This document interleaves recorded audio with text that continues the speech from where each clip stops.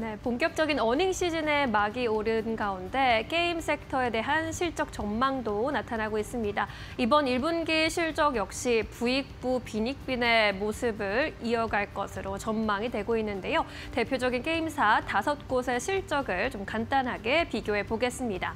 먼저 넥슨 게임즈는 던파가 밀어주고 신작이 당겨줬습니다. 매출의 경우 13%, 영업이익은 22% 전년 동기 대비 증가할 것으로 전망이 되고 있는 상황입니다. 던전 앤 파이터 이 기업의 큰 형님 역할을 하고 있는 독특한 효자 게임인데 중천으로 업그레이드를 하면서 매출의 반등세가 다시금 확인이 됐습니다.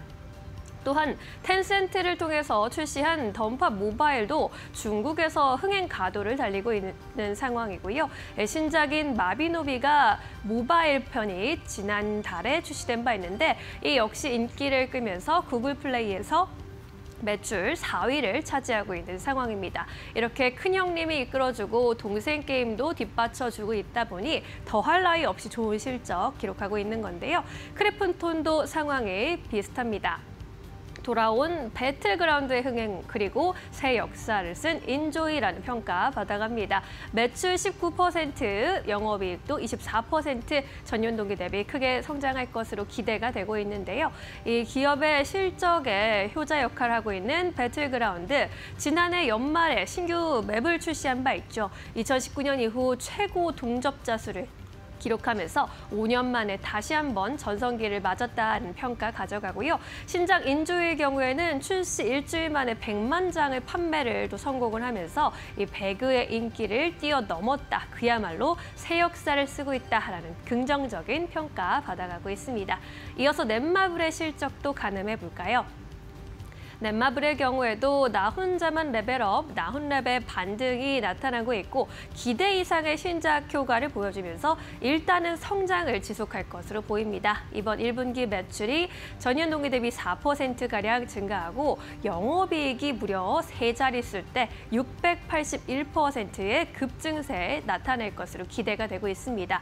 나훈랩의 경우에 연말에 업데이트를 하고 매출 다시금 회복세를 보이고 있고요. 특히나 기대감이 그리 크지 않았었던 신작 RF 온라인 넥스트가 낮은 기대치 대비해서 흥행했다는 평가를 받아갑니다.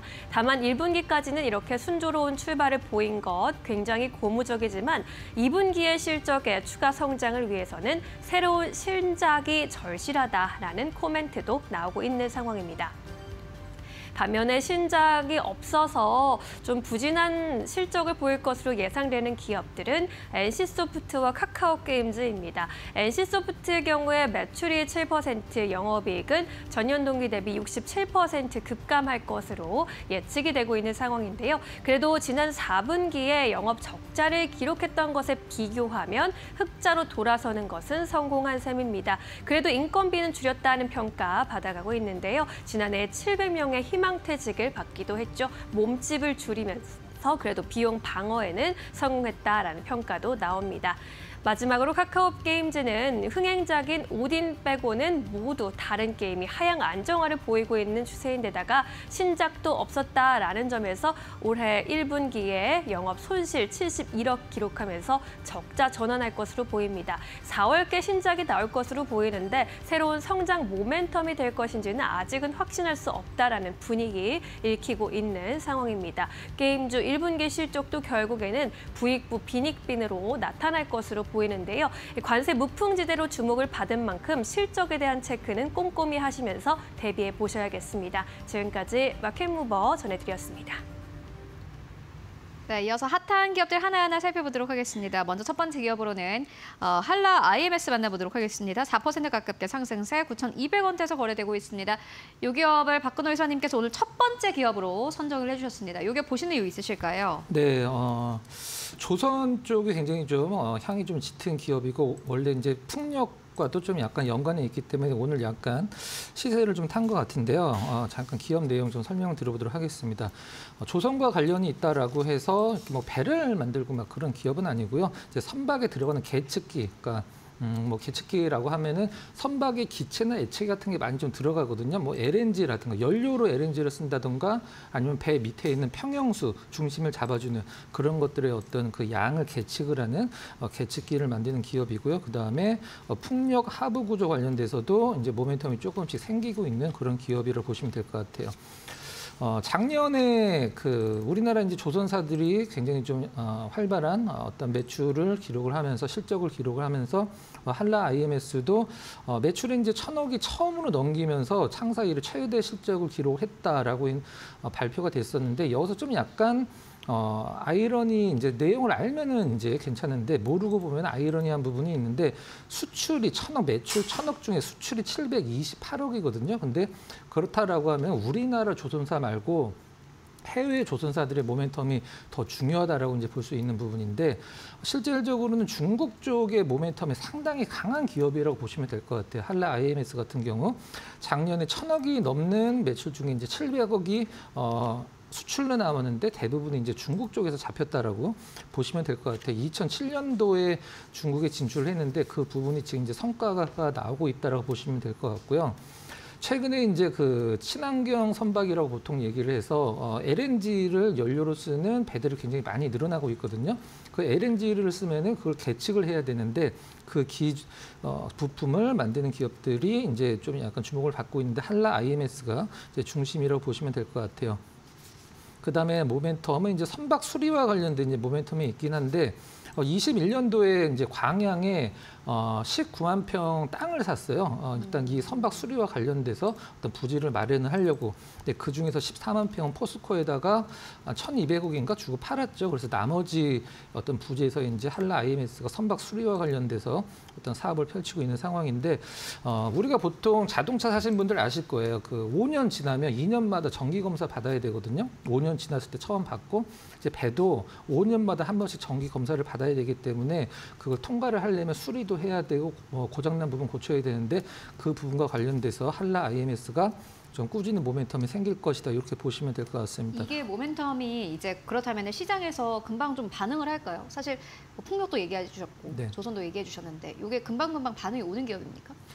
금방금방 이제 조선주 좋았을 때 아까도 말씀드렸으면 국내 조선주 말고 이제 조선 쪽 조선의 어떤 그 향을 타는 기업이기 때문에 조선주 오를 때 같이 오르는 느낌이 있긴 했었습니다만 그만큼 오르지는 못했어요. 근데 제가 봤을 때는 중국 쪽 모멘텀이 워낙 크기 때문에 국내 조선이 약간 좀 꺾인다고 하더라도 실적 증가는 계속 될 것이라고 생각을 하고 있고 그다음에 방금 말씀드린 이제 그 수리와 관련된 부분은 일단 뭐 계속적인 모멘텀이 생기기 때문에 실적은 이제 증권사에서 일단 증권가에서 최근에 평가를 하기에는 작년보다 올해가 더 좋을 수도 있다 이런 식으로 평가를 하고 있기 때문에 나름대로 좀 지켜볼 필요성이 있다 이렇게 보고요. 차트 한번 잠깐 보면서 말씀을 드려보면 수급적으로는 좀 약간 재밌는 수급이 있는데 기관이 물론 뭐 2,000억이 안 되는 개별주긴 합니다만은 기관들이 거의 참여를 안 하는 기업이고요.